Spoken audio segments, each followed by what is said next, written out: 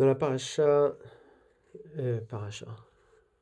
non, pas paracha, dans le traité Nedarim, page 81a, il y a quelque chose que je vois pas souvent, où les sages d'Israël écrivent aux sages de Babylone. Et les sages de Babylone écrivent le message des sages d'Israël. Les sages d'Israël sont en général très revérencés par les sages des Juifs qui sont en dehors d'Israël, parfois de manière euh,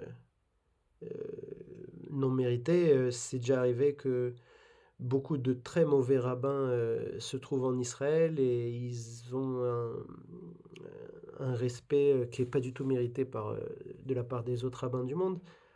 Mais il y a déjà eu des très bons rabbins en Israël. Bon, après, moi je pense au Moyen Âge, mais c'est vrai qu'ici, c'est le temps des Romains et je suis incapable pour l'instant d'avoir une opinion parce que j'ai pas lu le Talmud de Jérusalem. C'est un Talmud...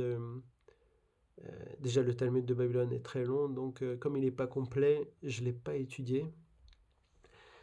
Euh, mais, euh, mais voilà, les sages de Babylone, ils prenaient en grande estime. Donc ils ont écrit le message que les sages d'Israël ont envoyé, qui dit: soyez prudents en ce qui concerne la saleté, parce que ça mène à la maladie.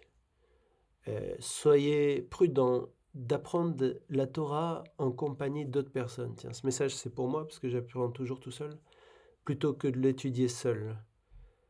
Et soyez prudents en ce qui concerne l'éducation des enfants de pauvres, parce que ce sera d'eux que sortira la Torah. Car c'est écrit dans les Nombres 24-7, l'eau sortira de ses branches.